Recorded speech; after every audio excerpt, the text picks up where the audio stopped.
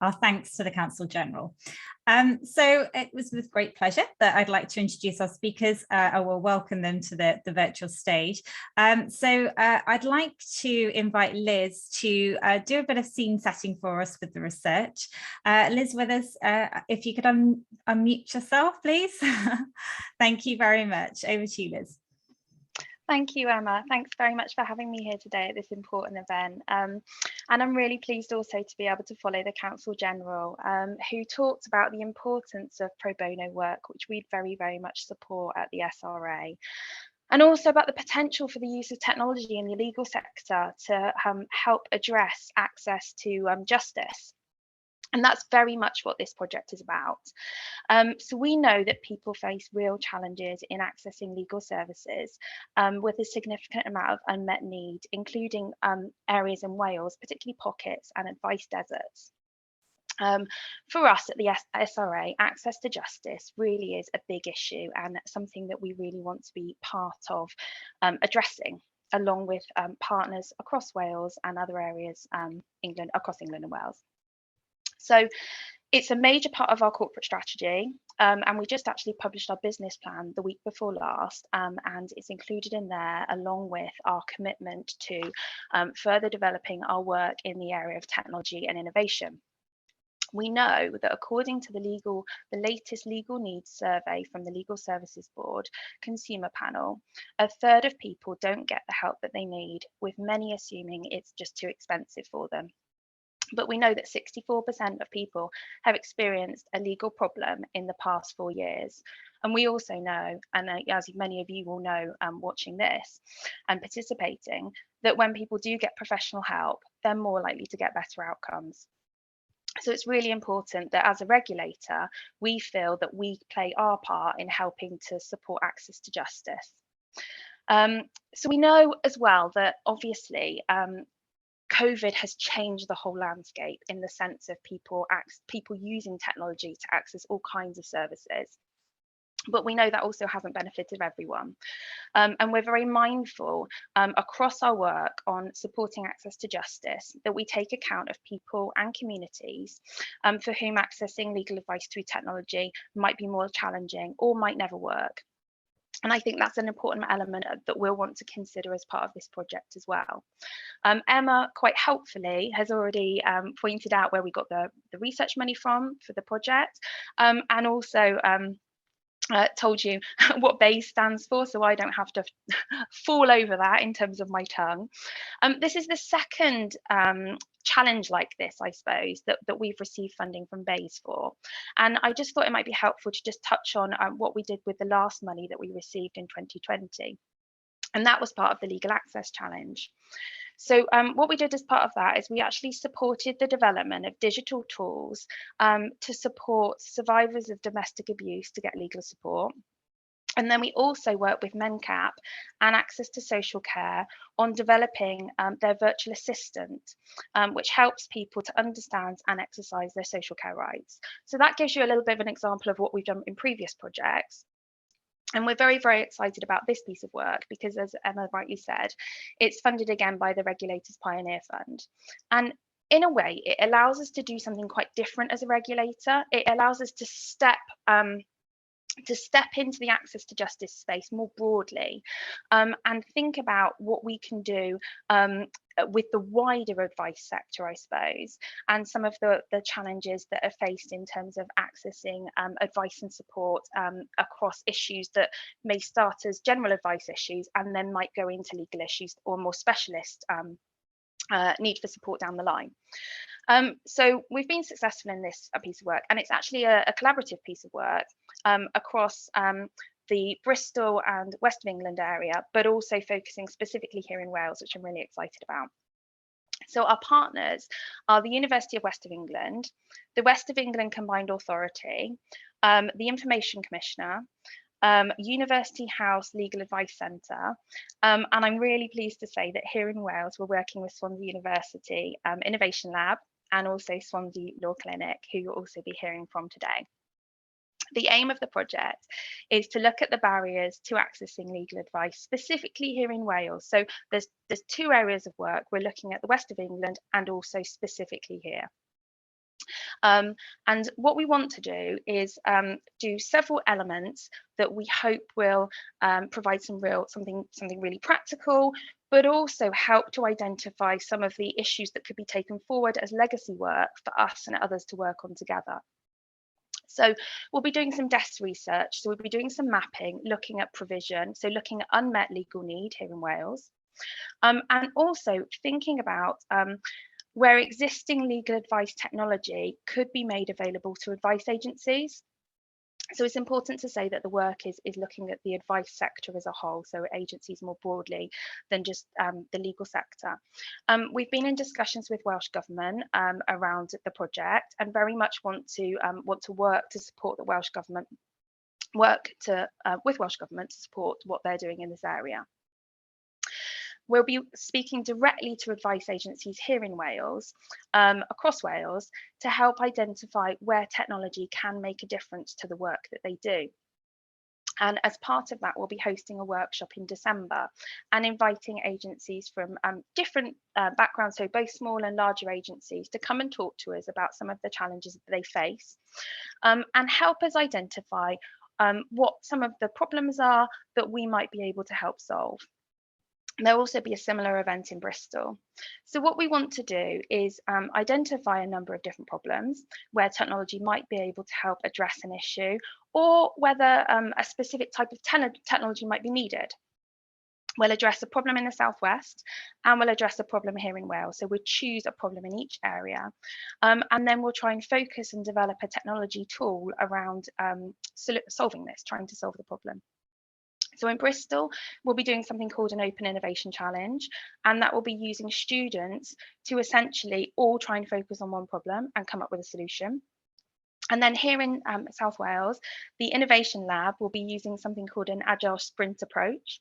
And I'm sure Stefano will be able to explain that much better than I can. But we'll be focusing some of their developers' time on developing a piece of technology or a tool to address the problem that we choose.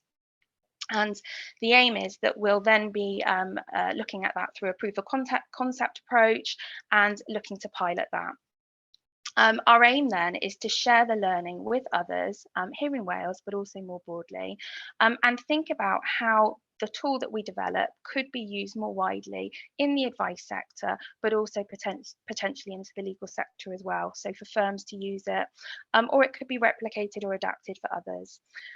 So as well as the evidence that we gather and the tool that we develop, we very, very much want to publish some information about the research that we bring together, but also provide some legacy planning. So we very much want to work with our collaborators to think about where we go from here. So that might be us as a regulator and how we take forward the specific element that we've developed, but also other problems, how we might be able to play a role in taking those forward, but also work with others and inform and encourage others to address those problems moving forward as well. I should say it's only a 6-month project. So we're trying to be really realistic about what's possible. So it started in October and it runs through to March. And there is also another specific pro bono related element in terms of engaging with firms, which I'll talk about later and can give more information around. So thanks very much, Emma. Thank you, Liz. And I'll make sure we pick up on that pro bono point. I am now going to ask Richard Owen to contextualise the challenges for the local community, specifically perhaps Swansea Bay in this sense in terms of the research, but also to share the challenges that are facing the centres as well. And Richard's one of the most collaborative and well-networked people I know in this area, so he's an absolutely perfect person to speak. So Richard, I'd like to invite you to the floor now. Thanks. Thank you very much, Emma. And the pandemic, as Liz was saying, it's reshaped the landscape, and in many ways it pushed technology first and foremost. And within that, I'm going to sound very Jeremiah-like, I think there was a threat within that. Obviously, it was marvellous that advice agencies were able to go so quickly, go over to Zoom, Teams, telephone meetings, and adapt so quickly when lockdown first occurred last year. But what can be forgotten about in this move towards virtual meetings is that they're hard to reach groups, and they were already hard to reach before the pandemic hit, and the danger is they'll become impossible to reach now that the pandemic has been going on for so long. So that is a major issue, I feel. And it's very nuanced, the effect the pandemic has had. So it's had certain effects on certain groups. There is evidence that older people have found access to legal services and legal advice more difficult through the pandemic. There could be many reasons for that. One thinks perhaps less familiarity with IT than younger age groups, but of course within older people there will be people who will be very, very tech savvy.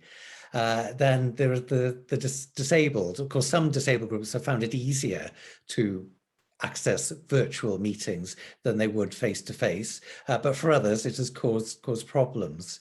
And there are already other groups that we were finding hard to reach as well, and that really requires sort of face-to-face contact in many cases, to require the trust of certain communities.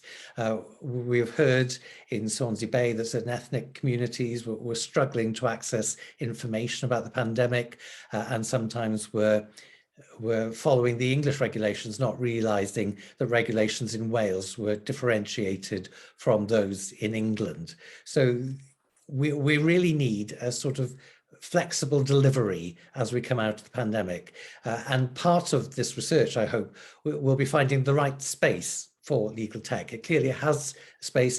It's got a proven ability to enhance access to justice, but we must be mindful of groups which will find this method hard to access. There's a lot of digital poverty in Wales, which we shouldn't forget. And I know the research is going to try and think about those who are both in digital poverty and those who are digitally excluded could have easier access to virtual methods of advice giving. And these two concepts, although they overlap to a considerable extent, they are distinct concepts. I mean, there are aspects of Wales and in small places now, I hope, where it is hard to get Wi-Fi connection.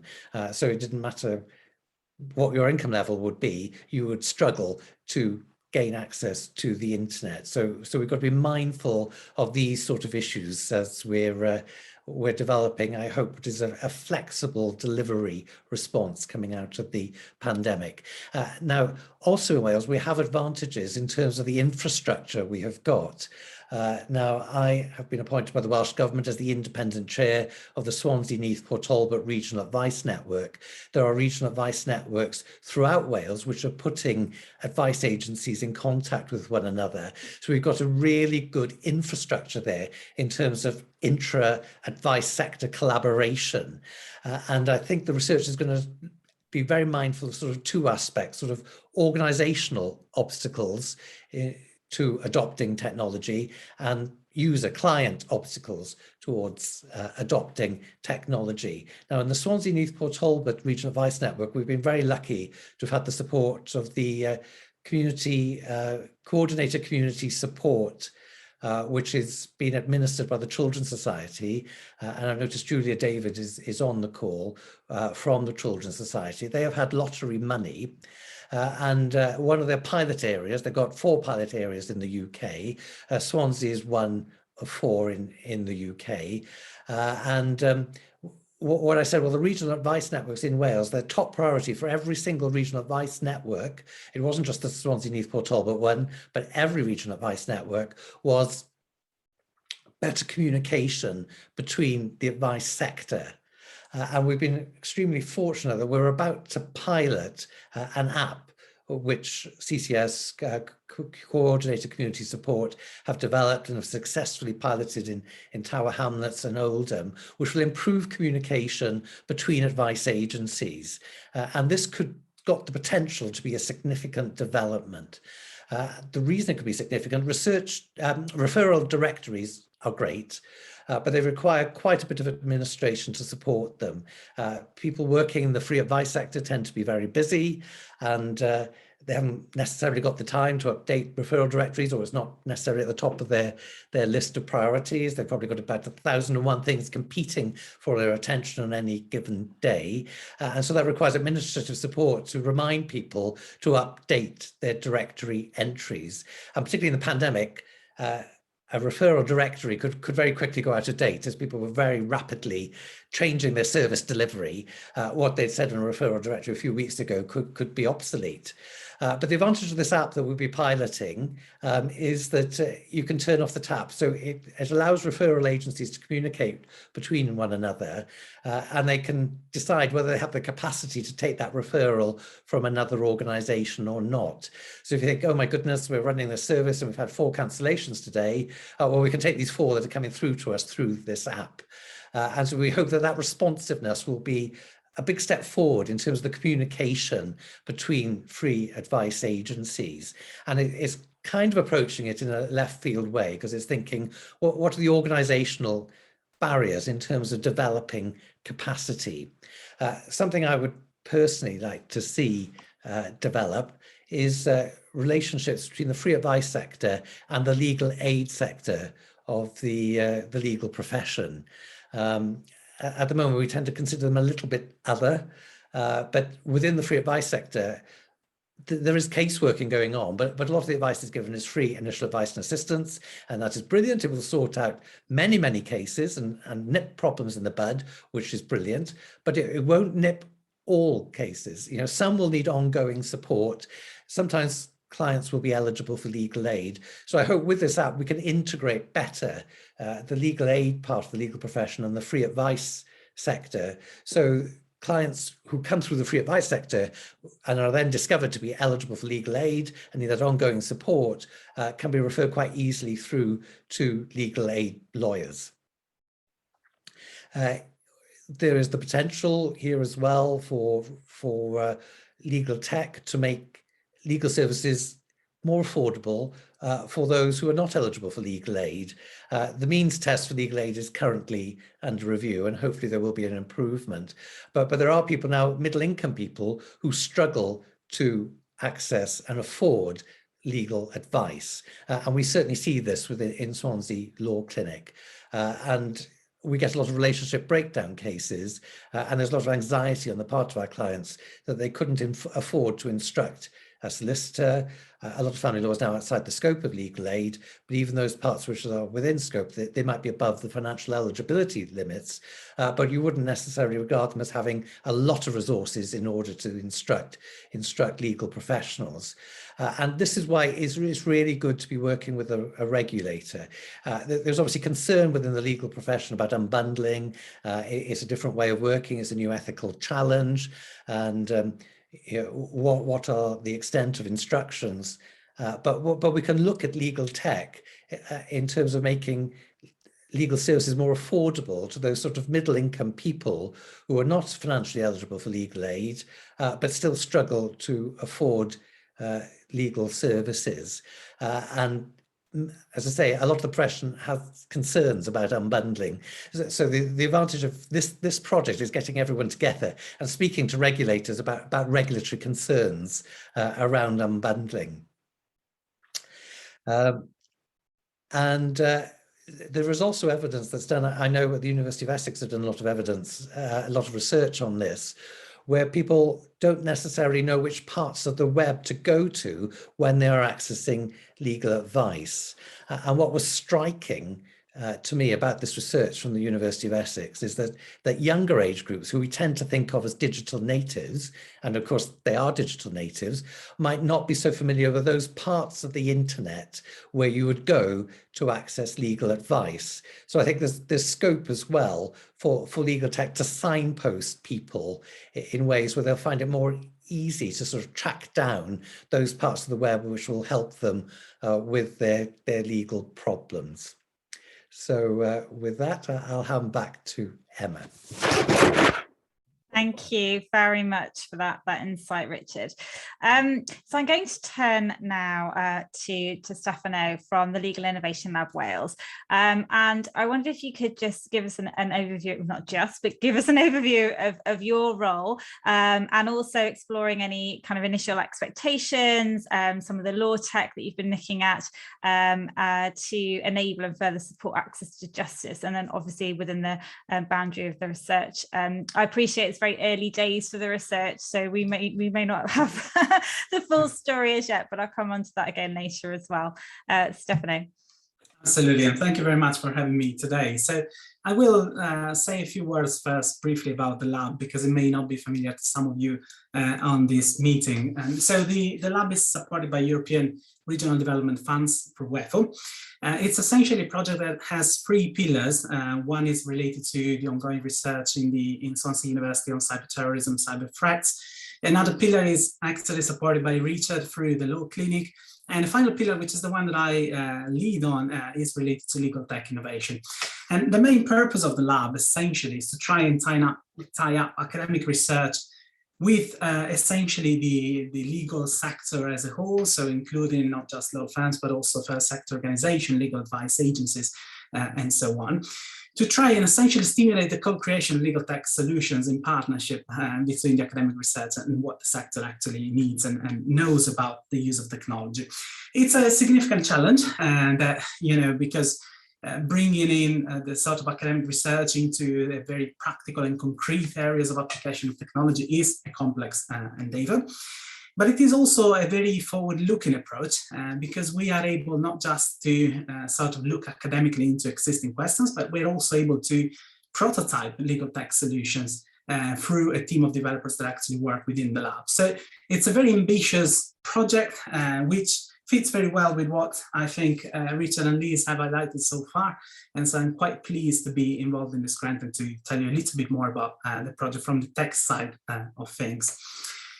So as far as we are concerned, of course, you can see the Legal Innovation Lab Wales behind me, at least virtually. We are physically located within Swansea University, close to the Law Clinic. And I think the connection there is already, it's physical as much as it is to some extent theoretical, in the sense that obviously legal tech solutions are not just the property and the sort of objective of the big law firms, but they are a very important step for the sector as a whole, for small and medium law firms, which are particularly in Wales very significant, but also for the legal advice sector, which can really benefit from the efficiencies and the sort of support that technology can offer to the existing work of a legal aid agency, as well as pro bono work within law firms. So the reason why we were involved first in this project is essentially that we are already working with the SRA on a number of different projects, including a project that we think is going to have a very significant impact on the sector, which will aim to create essentially a virtual legal tech platform to allow innovation for the benefit of the entire sector in England and Wales. And we were discussing essentially what technology can do for those that cannot afford legal advice. And for some of the reasons that essentially Liz and Richard have already mentioned, advice deserts, which are of course very significant in Wales. And I think across the whole of the United Kingdom, it's over 70% of local authorities without a community-based legal aid provider. So very, very significant issue. Of course, we all know about the increased demand for legal aid, which has increased by about 100% over the last 5 to 6 years. We know all about the sort of decrease in legal aid providers, which I think has decreased by about 33% over the past 5 years or so, plus all the issues related to referrals and so on that Richard has already mentioned, and these, of course, also made reference to. And clearly within this kind of background, it's evident that there must be a role that tech can play. And I've been sort of anticipated by Richard, who mentioned already a couple of important legal tech applications in the sector that can have a real impact, not just within the Swansea area, but much more widely. And I think the real question for us, the real problem that we are facing as a lab in terms of helping legal aid agencies in approaching legal tech and using legal tech is understanding the underlying issues that they are encountering providing legal aid. It's a very significant problem because We, of course, have the academic expertise to carry out research into technology. We have the technological experience of our developers, but we miss the everyday experience, essentially, of legal advice agencies and the understanding of their clients, the understanding what issues they are experiencing in terms of dealing with massive amounts of requests and the pressure that they experience, but also the sort of intricacies of identifying repeating patterns, identifying key areas for legal advice, and so on. So we have a problem essentially of access to the underlying challenges. And in this project, we have a great chance to sort of get access directly to the source through the workshop that Lisa has already mentioned. And we will be able to speak directly and engage directly with a number of legal advice agencies, and we will be able to source those issues. So that is kind of the first step for us. And it's a very important element that is missing at the moment, and that this project will allow us to develop and work with, and of course, and with the help of Richard and the Law Clinic. After we have sort of faced this first challenge, we will do what Liz talked about before briefly. So this Agile Sprint methodology approach, which is nothing more complicated than simply a rapid prototyping exercise. So once we have been able to identify the key issues that legal aid agencies face, we will then, in discussion with them, identify 1 or 2 priority challenges. And what we will do as a lab is we will provide research and development support to sort of address these 2 issues through the creation of a prototype technology that can be then taken forward after the end of the project, either by the legal advice agencies themselves or by third-party providers. The Agile methodology is really interesting in a nutshell because it sort of creates a path through the development of a legal tech project or of a tech project in general. And in particular, it forces us to go through a very detailed phase of requirements capture, as it is called, which is really essential to identify what legal tech can really do for the sector.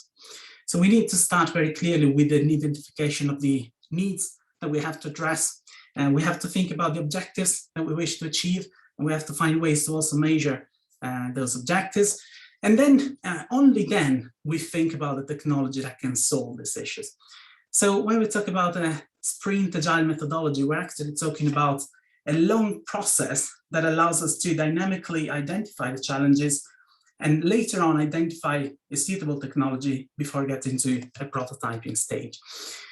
We have already sort of had a bit of discussions internally about what we expect to find. And I think that our feeling is that there are a lot of different legal tech technologies that will potentially be of relevance to the legal aid sector. Certainly, we have heard also from Richard the importance of tools for collaboration and to sort of identify the appropriate venues for legal aid agencies to connect with customers, but also to connect with other legal advice agencies and the pro bono world as well. There is certainly the possibility of thinking about chatbots and signposting systems that actually are fairly simple technologies, if you like, but it can have a real impact and can really make it easier for people to identify appropriate venues and also to sort of address key questions and common questions that are commonly faced. We think that document automation could also play a role, and increasingly I think they can help people go through the first stages of sort of approaching litigation and getting legal advice. And other areas where we're quite sure that there will be some work that can be of great help is in the gamification or sort of scenario building work, in particular to sort of provide people with an understanding of a legal issue through a series of steps that allow them to identify key aspects of their own scenario and sort of refer them to standard models. We think that also clearly there's a space for legal advice online, as Richard mentioned, and potentially to look into some technologies that can rely on legal advice that has already been provided online and sort of categorize it and allow other people to access it through their individual needs and questions. Of course, also case management issues and alternative dispute resolution mechanisms could also come into play. And of course, we will not be able to take all of these technologies clearly, but we think that within this, this sort of list of technology, that would probably be something that we will find a space for within the project. The one thing that I think is a bit of an elephant in the room, and that might be really, really useful in terms of legal aid agencies, is also legal design, which is an aspect that sometimes is brought within the legal tech domain. It's not really tech, it's more an easier way of sort of providing legal information in a more accessible manner. But I think that can also play a significant role here. And so we will be quite careful to try and not overcomplicate things from a tech perspective, because sometimes, we can use simple tech or even simple design methodologies to actually address issues that are very relevant for the sector and very easy to solve to some extent if you know where to look.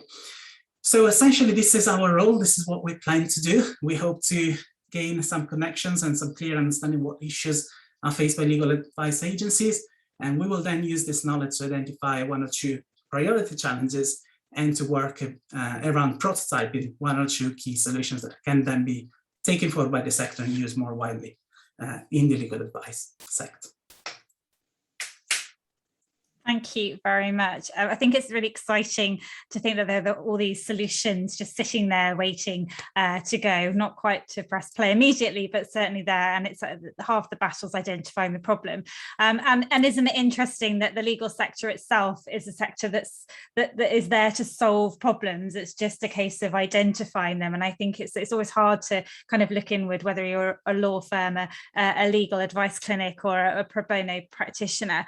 And I am going to pick up on a couple of things that have been said, but just before I do, before I start the Q&A, I just wondered if I could reach out to you, our audience, to see what you think, particularly firstly the legal advice centres, what are the current delivery challenges for you, and to any legal practitioners who are interested in or already involved in pro bono, what is the biggest challenge for you, either in terms of getting involved or delivering, or relationships that might kind of have challenges and barriers around them that might slow things down, for example. So if you could pop any feedback on your challenges into the chat function for us, feel free to do that as we're talking. You can send them directly to me or share them with everybody. Everybody can see what you're saying unless you send directly to me, by the way. We'll record those anyway, so I can download them later, but equally it'd be great to pick up on some of those during the event. So that's kind of our first call to action, as it were, to the floor. Just off the top of your heads. Obviously, this isn't part of the research. I just thought it'd be interesting to see what your thoughts are there. And there's something else that I'd also like to share with you in the chat. So the SRA has a standards and regulation guidance document for the not-for-profit sector. Liz has kindly shared the link with me, which I will pop in the chat and leave there for you. However, you'll also be sent this with the recording. This will appear on Legal News along with lots of other signposting. And I will ask Richard to send me details on that app as it's launched, because that will be of great interest, and I'm sure they want to collaborate widely on that as well. So while we wait for your thoughts, I do have some questions for the speakers. I'll invite the audience to participate too shortly, and when I do, if you think of something, you can either use the raise your hand icon, which is the little smiley face reactions on the Zoom app, or just do old-fashioned way. And so to Liz, firstly, you briefly touched upon the benefits of LawTech, or the possibility of LawTech and its impact on pro bono activities in Wales and beyond. And I wondered if you could explore this a little bit more for us, please. Yeah, absolutely, Emma. And before I go into that, very much support what you've just asked people to do in the chat.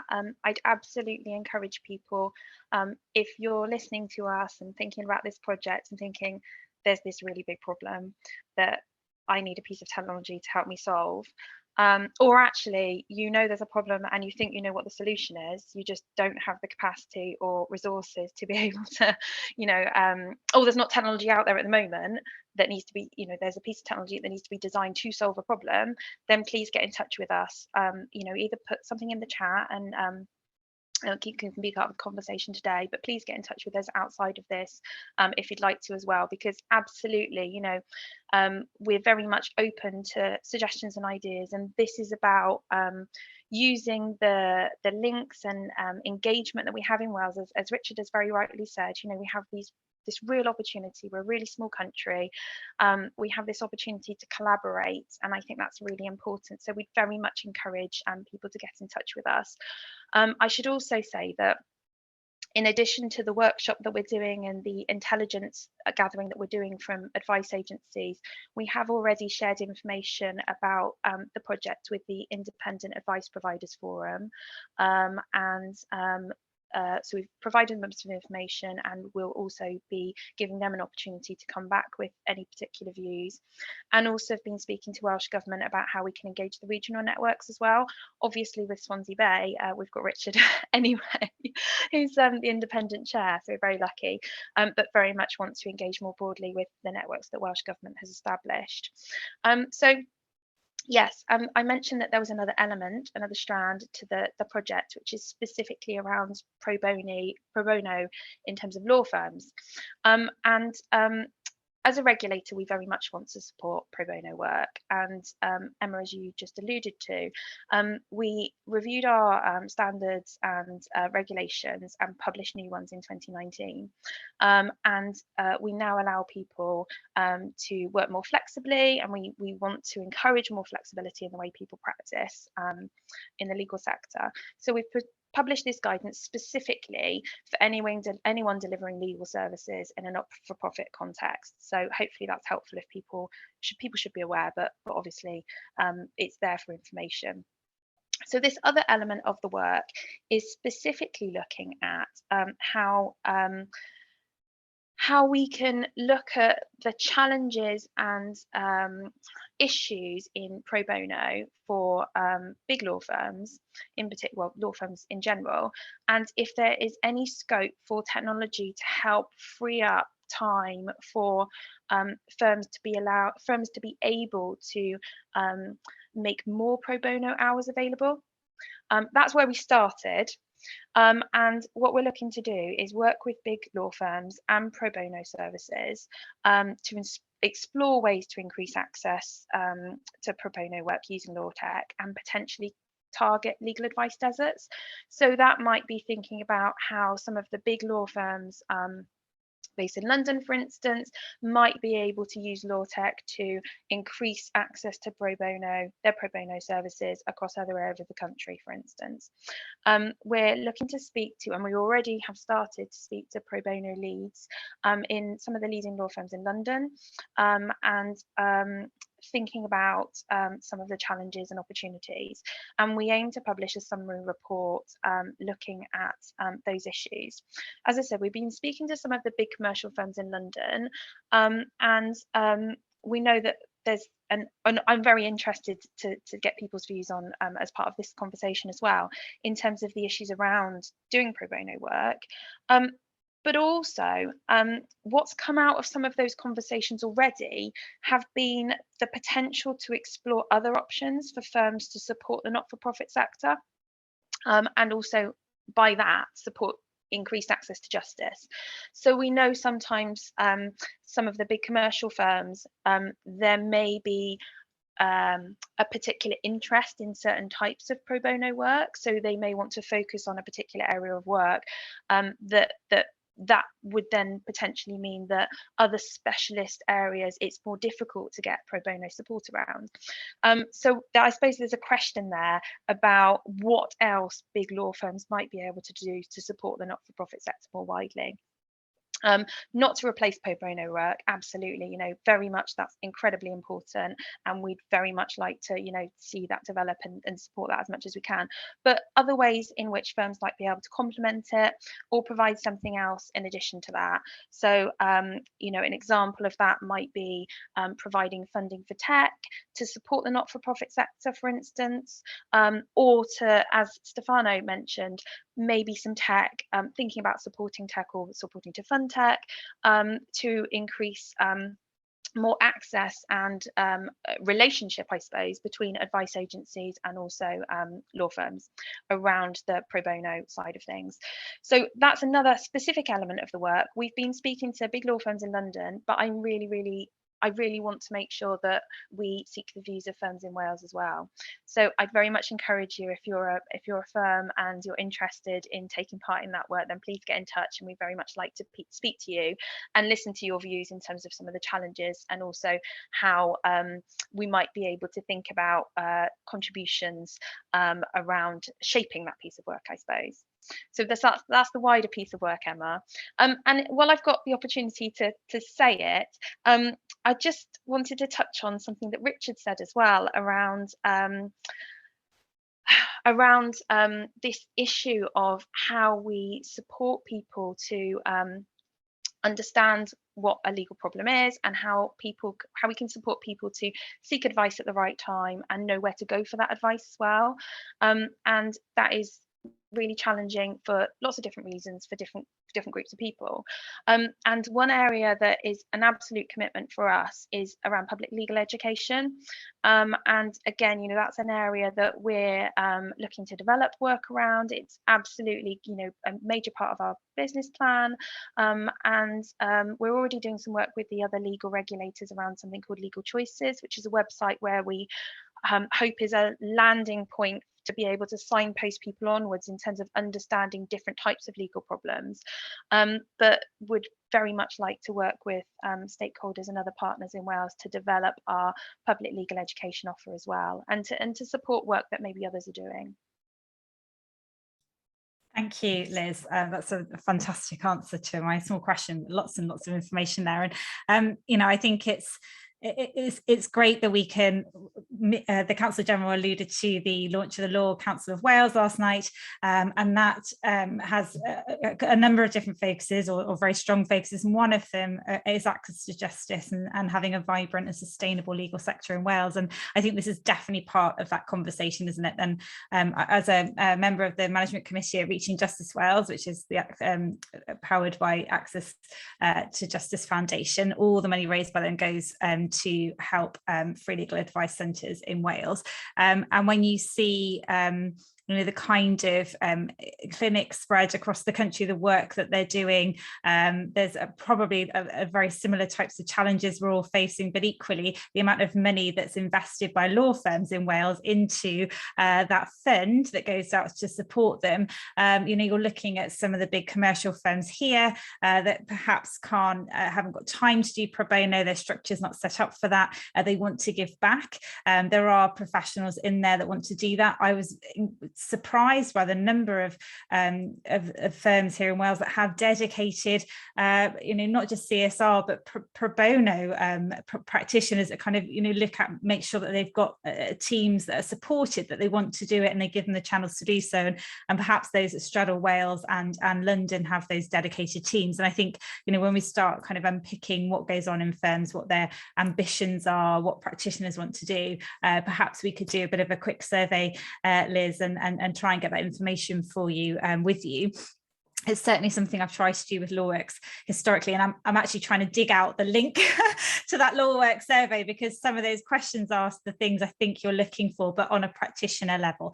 So if I dig that out, I'll share that in the comments feed. And I'm also just sharing a link now of an event that we hosted earlier this year on meeting the expectations of clients and communities post-pandemic. And one of those conversations with Nathan Vidili from Agile Law, looking at why get involved in pro bono, maybe what a firm might have to kind of think about to allow practitioners to do that. So I'll leave that there for you, and as I say, I'll share it afterwards so you can go and have a little explore. And just before I forget as well, there was an excellent SRA innovation event held recently in Cardiff, and that also talks to funnily enough Agile Law again about pro bono work and looking at what clients need, and also tech and LawTech LawTech as part of the first seminar, and those recordings are available via that link as well. Obviously, don't disappear now. have a look later.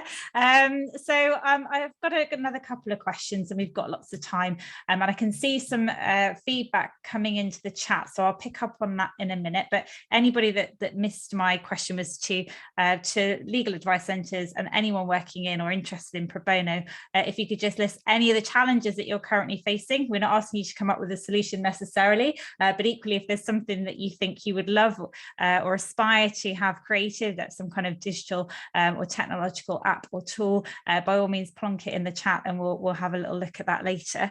Actually, just before I forget, there's something that I would love to see, a creation of I won't say the word because I've got 5 of them in the house somewhere, but a smart voice obviously assistant app that would help somebody with identify triage legal services. There is something out there, I think an insurance provider, something quite basic, which looks at things like boundary issues, but wouldn't it be fantastic to be the first to launch an assistant app that would perhaps triage you and then signpost you to the right service? Something for you to think about, Stefano, if you've not already got that on your list. I'll take credits later. So how do we sustain any gains made by the use of technology? And particularly in this research, that some of the challenges that we face, we've got lots of money perhaps ploughed into different research projects here and there, whether it's in tech or other areas. And the fear is always, okay, so what happens afterwards? Now, we're working with a sector that already has an enormous amount of pressure in terms of resources. So if we are going to create technology, how do we try and make sure, and I know it's difficult to answer at this stage, but how do we try and make sure that we can sustain any gains made? Richard, do you mind if you've got any thoughts to that question, please? Yes, it's a very interesting question, because I think that's what sort of slightly bedeviled this sort of area, sort of free advice area, in terms of there have been a lot of good ideas in terms of legal tech in the past, a lot of initiatives, and they've been very well thought through initiatives, but they haven't necessarily been that well coordinated, and they haven't necessarily been sustainable, and they have sort of fizzled out. So I think one of the challenges we need to rise to here is how do we coordinate our response? And I go back again to this infrastructure we've got in Wales. We've got to make the most of our strengths that we are here. It's a very, very, very challenging environment. We're seeing our clients under greater and greater pressure. Our clients are under more and more distress, and as waiting lists have got longer for all manner of things during the pandemic. So all the indications are that these stresses will increase. So it's really, really important we coordinate our efforts. And of course, the big thing we've got here is the infrastructure. We have a national advice network, we have regional advice networks, we have the infrastructure to talk to one another and make the most of the capacity that we've got. And so when it comes to tech development, as I said, the one thing is it's well coordinated. So left hands know what right hands are doing. People know what's going on. And as I say, we are piloting something in the Swansea Newport Talbot Regional Advice Network, but we were able to pull everyone together. People were doing various things. Oh, you're doing that. St Matthew's House are doing a signposting app for the homeless. Oh, fine. What we're doing is complements that. But that discussion was taking place. Citizens Advice have ReferNet, so we're kind of working out how this pilot works in conjunction with ReferNet, how we then liaise and coordinate with DEWIS, which is the National Referral Directory. So it's really important to have coordination. We've got LawWorks, we've got LawWorks Cymru, and we have our own infrastructure that's sort of specific to Wales. In terms of sustainability, I suppose it's really important that any solutions are cheap to run, I suppose, and cheap to maintain and continue into the future, and that we've got buy-in from other actors such as local authorities and so on that might take over funding. And of course, they are hard pressed with their budgets. So it's really, really important that we've got affordable solutions. I think that is really, really, really vital, I think, as well. And if I could follow up with a few points that Liz made and Stefano made. Yes, I think Stefano was talking about low-hanging fruit. There are some easy tech solutions sometimes, and sometimes you need the imagination to see them. And what we've been doing in Swansea Law Clinic is translating the Law Society's Pro Bono manual into the Welsh language, because obviously there are specific access to justice issues in accessing legal services in the Welsh language. And it was suggested, as you probably gather, it wasn't my suggestion, that we put it through Google Translate. And I was deeply skeptical about this. I didn't think the quality of translation would be up to it at all. I was deeply, deeply skeptical. But we had two control groups. So one that used Google Translate and one that didn't. And the one that used Google Translate were twice as quick as those who didn't use it, and there was no discernible difference in the quality of output either. We've been very fortunate to have Evershed Sutherland supporting us in that project, who are sort of checking the translation work for us. So there is low-hanging fruit. So I think part of identifying solutions is kind of thinking, what's this low-hanging fruit? What are these solutions that are staring us in the face? Are we too close to the problem to see some sort of solutions which are staring us in the face? And so I was interested, Liz was mentioning about the pro bono departments, the magic circle firms in the City of London. Yeah, and this is where legal tech creates another great advantage, an opportunity for us, because so much pro bono has been centred in the southeast of England. And I know the southeast of England has its socio-economic challenges, but there's a lot of wealth there as well. But you've got the magic circle firms with a lot of resources and a lot of imagination. And of course, they're all clustered there in London, because with legal tech, you can get break that geographical boundary. And I'm really delighted that one partner in this project is the University House Legal Advice Centre in London, based in London, which has the legal aid contract for Cornwall, and has been operating very successfully the legal aid contract to Cornwall from London, with occasional visits from University House to Cornwall. That brings me on to a sort of related issue in terms of how does legal tech sometimes work. In Swansea Law Clinic, we get a lot of people making inquiries to us from Cornwall, and we can't quite work out why this is. And we think it's because these search engines are thinking Swansea, as the crow flies, is very close to Cornwall. And we have to sort of go back to people saying, well, you know, if you're prepared to swim the Bristol Channel, we are quite close to you, but most of our clients prefer different methods of transport, and you'll probably find other advice centres that are closer to you. So the way people's experience of legal tech, I think, is going to be a very important part of this project. And one other point, I noticed Lynn Squires has put in the chat box, you know, if we coordination of all these efforts, it takes money. And of course, Lynn has quite rightly pointed out, pro bono cost orders is a way of leveraging in resources, so we can get the money to coordinate these activities much better. And when it comes to public legal education, which I think Liz mentioned, yes, again, I wanted to pick up on that, because our experience with clients is that they don't know about the additional rights they sometimes have in Wales, and how they can take advantage of that. So you have housing problems, and your first question is your landlord registered with Rent Smart Wales? They go, what is Rent Smart Wales? You know, so there's opportunities to use legal tech to make people aware. You know, we effectively have a body of human rights law which is specific to Wales with the Future Generations Act, and the way UN charters relating to children, older people, and those of the disabled are implemented differently in Wales. And so I think we've got to be thinking about legal education, particularly with the Renting Homes Wales Act, when that comes into force, how we can use tech to make people aware of additional rights they have in Wales, which they wouldn't have elsewhere.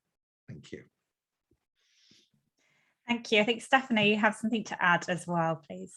Yeah, just a couple of very brief reflections building on what Richard just said, you know, and thinking about sort of sustainability and the use of technology and so on. One thing that I think is really important, and this project kind of highlights it, is this role of the regulators within the sort of use of legal technology, because clearly the regulator can play a role that is quite neutral and can sort of ensure that whatever legal technology is developed, for example, in one part of the country, can then be sort of advertised and known in other parts as well. So I think it's a very important role that the regulator can play, also in bringing together different sources of legal technology. In our case, you know, we were not previously working with with the University of the West of England on projects related to legal technology. Now we are, thanks to the role of the regulator, for example. So that is one reflection. The second reflection, again, briefly, is that what we have encountered as a lab is the sort of lack within the legal tech space of a central reference point that allows law firms, advice agencies, and so on to discover what legal innovation is already in existence and what it can do for them. There's a lot of fragmentation, I think, in the legal tech sector at the moment, a lot of innovation that goes on in different parts of the world, but where basically that knowledge is sort of limited to certain circles or people that are already trialing those solutions, and others may not even know that that technology exists. So one of the things that we as a lab are keen to work on, and perhaps we would certainly welcome ideas and suggestions about how to do this, is to build some sort of central reference point, which actually simply allows companies to discover the existence of legal tech solutions and what they can do with them, and in this way sort of making it easier to access this technology, because we don't have to build anything from scratch. We simply tell you, or we put you in touch with the people that actually have already created that technology. And Paul, for example, is an example here that has put a very interesting comment in the chat, I think, and he has reached out to me on LinkedIn, and I believe I have ignored one of his messages, for which I apologize. But other than that, I think that's an example of certainly a service that might be interesting for legal advice providers, pro bono clinics, and so on, that I, for example, didn't know about, and that I think could find uptakers in the future if simply they knew that this technology exists. So these were two brief reflections to sort of add on what Richard said. Thank you. And I would always encourage anyone involved in law tech and the legal sector to make themselves known to me as well. You can always introduce yourself via LinkedIn and we can have a conversation. There's lots more that we're doing in that area.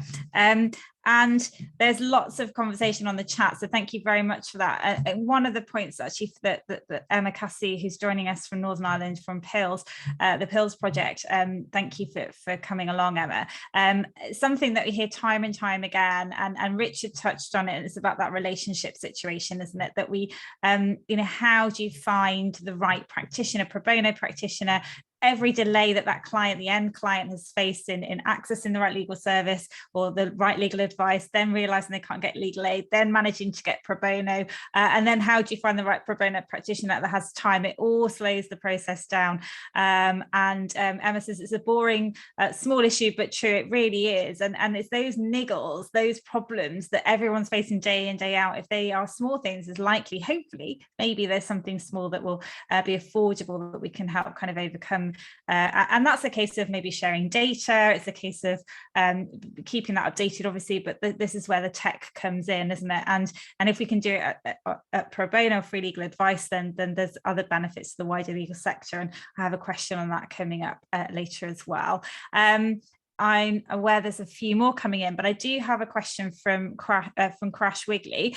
Crash, if you'd like to unmute yourself, I'd love you to ask. Thank you. Thank you, Emma. Yeah, I wanted to start by just saying how much I've enjoyed the event today, and thanks to all the speakers. And yeah, there are some really interesting ideas in the chat that I've been enjoying reading. My name is Crash, I'm a pupil barrister at Civitas, and I'm also the chair of Young Legal Aid Lawyers and part of the group that's sitting at the North Wales Law Centre, which we've just heard that we might be receiving some startup funding for that. So there should be things on the move for it. And what I wanted to say is that I think it's important to bear in mind, even in Pro Bono Week, that a pro bono is ultimately a sticking plaster that exists because of the extent to which legal aid provision has been decimated over the last few decades. And when we talk about the issues that people are facing, that they're going to get advice about, these are some of the biggest issues that might affect someone's life, and people deserve to have quality advice and representation from someone who is professionally qualified and a specialist in that area. And those people deserve to be paid for their work and not do it for free, and to be able to sustain a career based on on their earnings. And also I think in Wales, it's, you know, particularly important that those professionals are based in their communities. Like, it's not good for Welsh people to be reliant on lawyers or other professionals in a completely different context advising them, because they're not going to be able to get the best advice. And as Richard quite usefully pointed out, they might not have a particularly good understanding of Welsh law. So I guess my comment is, well, my suggestion would just be that when thinking about legal tech in this area, that it's appropriately future-proofed. Because if we have legal tech that just focuses on, well, how do we enable people to do pro bono work, then it's never going to be suitable to, when we are able to move on to dealing with the kind of fundamental issues about why the way we provide legal advice is broken. So I think, you know, thinking about those ways that it supports links between, like, contract holding, the small amount of contract holding legal aid providers that we have in Wales, and how they can be supported and linked into the service is a particularly important challenge, because then you're in a better place for this technology to have a use when hopefully we move beyond the need for such reliance on pro bono. 100% from my perspective as well. It's about that. It's that fine balance, isn't it? It's about giving lawyers who want to give back in ways that perhaps their private practice doesn't allow them in different areas to do that and to help members of our society. But equally, you know, we yes, lawyers, particularly legal aid lawyers, you know, everyone deserves to be paid for a living. I think we all do things for free, but it's backed up by the fact that we do earn something somewhere along the line. And, you know, people's skills shouldn't be undervalued either. So it's always finding that balance. And there's a danger in any area of law. As soon as you start talking about technology, the fear that the AI robots will come in and replace, which is never, I think, going to happen. However, you know, it's something that, like the digital exclusion, which I know that Juliet on the chat has mentioned as well, is something that we need to be mindful of. And that's where we need to bring in our very lucky that we have a more accessible government here than perhaps at Westminster, that we need to kind of lean on our peers and colleagues there to listen to that message, and rather than create tools to you know, build bigger deserts, basically. But Liz and Stefano and Richard, has anyone got any responses to that? Because I'm sure it's something that's on your mind, particularly the regulator's mind as well, Liz. Thank you. Yeah, thanks for that, Crash. That's some really valuable and useful points.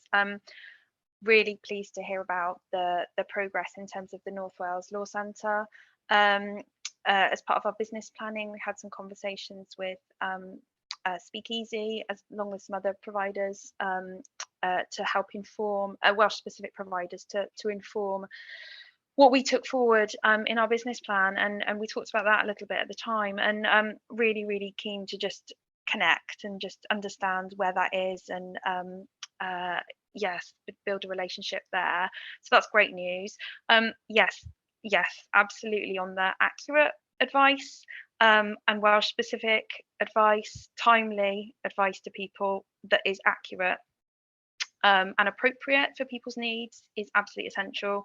And, you know, there's also this really interesting, I was thinking about it before when Richard was talking and I didn't get a chance to say it, but this understanding advice from a client perspective. So what, and this is about how technology is designed and developed as well. And this issue about the longevity of any technology that's developed, because it has to follow the consumer journey. So it has to actually meet the needs of clients now, but also moving forward. And I think unless you design technology with a client in mind, and, you know, the way that people access advice and their journey through the advice kind of process, it's not going to work as effectively as it could, and people aren't going to use it, which is also the other really fundamental thing as well, because you have to develop something that people can use and will use. And I suppose the other point related to that was this issue of understanding how people seek advice. So, you know, people might come to an advice agency or, you know, a law firm with a debt issue, and actually they probably, if you unravel that, the fundamental pressing concern might be they're just about to lose their house. You know, there's normally, you know, 2 or 3 kind of like other issues tied into that as well, and I think being able to understand that is really, really important. So I'm head of Welsh Affairs for the SRA, and I've only been in post for about 5 months now, but in my kind of developing my role, absolutely fundamentally for me is that my role, a part of my role is about helping the SRA understand the Welsh context. And I think it is absolutely important that if people are receiving advice, then they're receiving advice that is appropriate to the nation that they're living in. So yes, you know, take that point. And I think it is really challenging. You know, I talked about, you know, kind of some of these big firms being able to provide pro bono potentially to other areas of the UK, and absolutely something that needs to be taken account of. One thing that I didn't mention before, and Richard touched on the housing issue and the opportunities for us to be able to provide Welsh specific advice to people, is that through the Legal Choices website that we've developed, we're looking at providing some really simple videos for consumers. And I've already pointed out, you know, the fact that, you know, on the housing side of things have to be very different in Wales, and we're recording some Welsh specific content as part of that as a result. But what else was going to say? Oh, in terms of the other thing I did want to say is that when Stefano was speaking, he was also talking about the regulatory barriers. And I think the other thing that I would say, and I've said this before, but, you know, as an organisation, you know, we're very committed to developing our role in contributing to technology and innovation in the legal sector. And we very much say that if tech providers or law firms are thinking about developing something or want to progress their activity in this area, but they think there might be particularly regulatory barriers, then please come and speak to us, because we absolutely want to work collaboratively and in partnership kind of where that's appropriate. We absolutely want to know if there are particular barriers that may be perceived or otherwise, and what we can do to work with you around those. I'm not sure I've even answered the question, but No, that's fine. It was supplementary. Thank you very much for this. Richard, I think you've got a couple of comments to make on Crash's points as well. Yes, thank you, Crash, so much for raising that. I better start by declaring my interests because I am chair of the Law Society's Access to Justice Committee. And of course, I think legal aid rates to lawyers are appallingly low and should be dramatically increased with immediate effect. I don't mean to sound Pollyanna-ish, but after a long period, there are some signs of optimism in the sense that MPs seem to be taking advice needs more seriously than they have been. One could cynically think it's because their surgeries are probably full of all these people who are overwhelming the free advice sector and the legal aid sector as well. But there are some signs. We had the all-party parliamentary group report on legal aid. So we've got all parties, including the governing party, saying certain improvements should be made in legal aid. So there are some signs of improvement, but it's kind of up to us to make a case and continue pressing to make the case. And I think here pro bono has a real role because pro bono can do things which legal aid practitioners could not do, and pro bono could do things which complement what legal aid practitioners could do. And I'm thinking of a number of things when I'm thinking of sort of policy, in terms of policy development, where we engage in multi-agency networks. And I find that fascinating. When you're around a room with doctors and teachers and youth workers, you start seeing problems in such a different way. And someone will raise something as a medical problem. I was in one multi-agency network meeting where someone raised fetal alcohol syndrome as a sort of medical issue. And immediately the educators are going, but they're not assessed properly. They're given school assessments, which they can't possibly achieve. And I'm immediately jumping in going, but they should have proper needs assessments. That's a legal issue. We were all, one of us saw it as a medical issue, one of us saw it as an educational issue, one of us saw it as a legal issue. All those people in the room, you can sort of see how legal advice can sort of add to whole client solutions. And of course, with Pro Bono, you've got the opportunity to engage in that sort of policy making and shout about these issues and make policymakers aware, and make the link saying, well, you know, if you enhance legal aid provision, you will get better outcomes. You might have to pay some money up front, but you'll reduce cost to the public purse because you're producing long-term solutions and effective solutions for clients. Pro Bono can help as well, I think, in terms of exceptional case funding applications for which solicitors are not paid. You know, and again, it's this building up this pressure. We need a better funded legal aid sector. You know, if you keep putting in effective exceptional case funding applications, that helps build that case, I think. And I think it was Liz who mentioned artificial intelligence. And again, I go back now to what I said at the beginning about the proper space for legal tech. You know, and we're experiencing clients in deeper and deeper distress. And so then if they're going to be processed through artificial intelligence, is that going to be in their best interest, isn't it? So how do we create the best mix of face-to-face delivery and legal tech delivery? And I think there are issues around that as well. Thank you. Thank you. I'm very conscious of time because I know that there are lots of other Pro Bono Week events on the agenda, and I'm just going to share a link with you to all of those as well. And as I say, if you are sharing, if you like this event and you want to tell everybody how great it was and to look out for the recording, please do use the hashtag #WeDoProBono. Even if you don't, that would be really useful because that's the hashtag that's being picked up by the National Pro Bono Week Committee and shared more widely. So I'm going to turn to all our speakers and ask if you could, if you have a call to action to anyone in the audience and anyone watching this event afterwards. Could you all give me your big call to action, please, or call to arms, as it were? Call to action is a bit of a marketing term, I do apologise. Stefano, what would yours be? I would be, well, on one side to sort of not consider AI or technology in general, legal technology, as something that will replace services, legal services in general, but to think about it as a tool.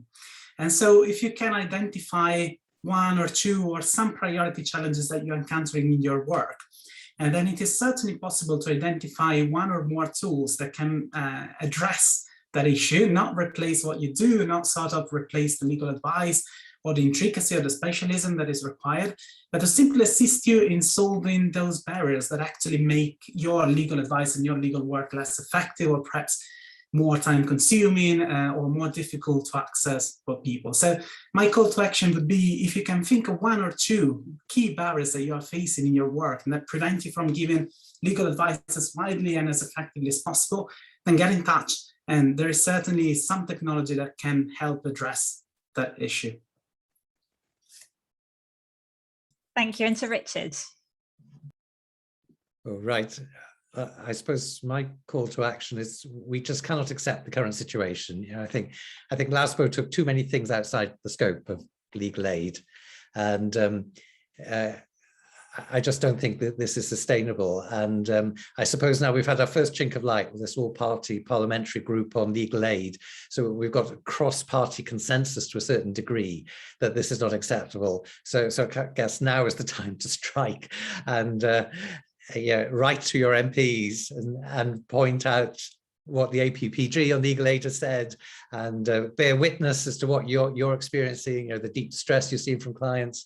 We run a civil litigant help desk in Swansea's Civil Justice Centre, and what I found very striking, that every student I've seen, when we sort of finished with the client, virtually in every single case, the student has turned to me and said, I cannot believe that person is not eligible for legal aid.